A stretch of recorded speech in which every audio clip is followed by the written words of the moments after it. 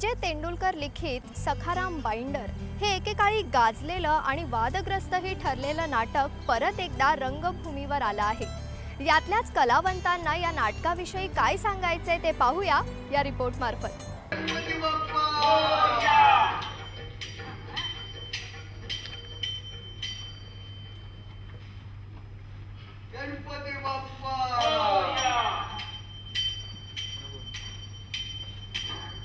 Sakharam binder हे character आणि या नाटकाचं दिग्दर्शन केलं आहे अरुण होर्णेकर यांनी।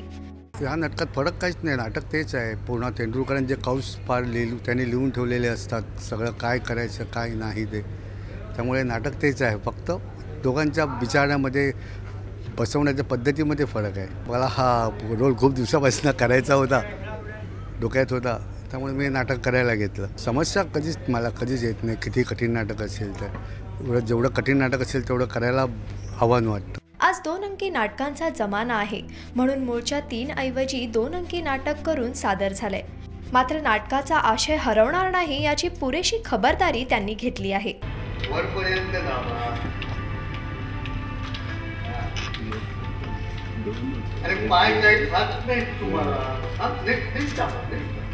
या नाटकात सखाराम बरोबरच चंपा आणि लक्ष्मी या 2 भूमिकाही महत्त्वाच्या आहेत। खऱ्या अर्थानं हे नाटक या तिघांचं आहे।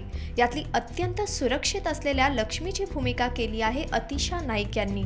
खरं सांगायचं ना तर तेंडुलकरांची जी नाटकं आहेत त्याच्यातलं कुठलंही पात्र साकारायला मिळालं ना तरी तुमचं सार्थक आहे आयुष्याचं असं मला वाटतं। लक्ष्मी ही म्हणजे तेंडुलकरांनी जे लिहिलं आहे या नाटकात तिच्याबद्दल वाक्य जे सखारामाच्या तोंडी आहे की गोगलगाय आणि पोटात नखं आहेत तुझ्या, हे एका वाक्यात सांगायचं झालं तर हे या लक्ष्मीचं कॅरेक्टर आहे। एक पिचलेली किंवा एक इनसिक्युअर्ड व्यक्तिरेखा असते आणि ती इनसिक्युरिटीबाई काय काय होऊ शकतं त्याचं एक भाष्य ह्या व्यक्तिमत्वाद्वारे करण्यात आलेलं आहे। या नाटकातली चंपाची बोल्ड भूमिका करणाऱ्या रेखा बडे यांना चंपाच्या भूमिकेबद्दल काय वाटतंय ते जाणून घेऊया। मला आता बरेच जण असा प्रश्न विचारतात की ह्या स्टेजवर साडी बदलण्याचा एक प्रसंग आहे, तो खरंच गरजेचा आहे का?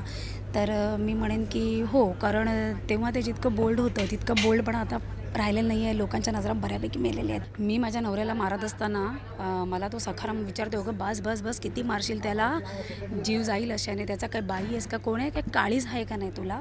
त्यावेळेचा माझा संवाद असा आहे, काळीज नाही मला, केव्हाच कच्चं तोडून खाल्लं मेल्यानं, तुकडं तुकडं केलं त्यानं, कधीच मला पदर बी आला नव्हता।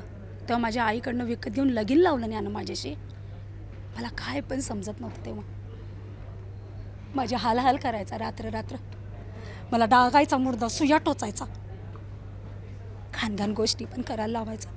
तेंडुलकरांनी या नाटकात लिहिलेली परिस्थिती आजही अनेक ठिकाणी टिकून आहे, म्हणूनच अशा नाटकांचे प्रयोग नव्या संचातही आज केले जात आहेत।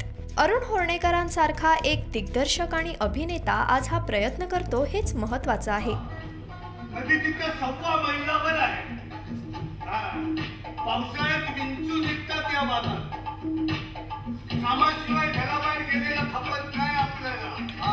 इट्स शो टाइम मुंबई, मी मराठी।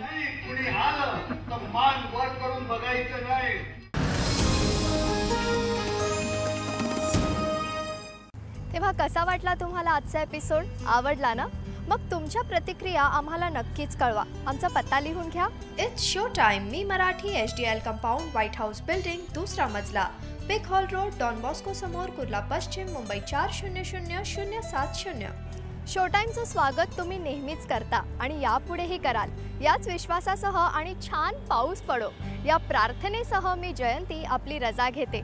यापुढेही भेटूया शो टाइमच्याच वेळी, तोपर्यंत welcome rain, enjoy yourself and bye bye.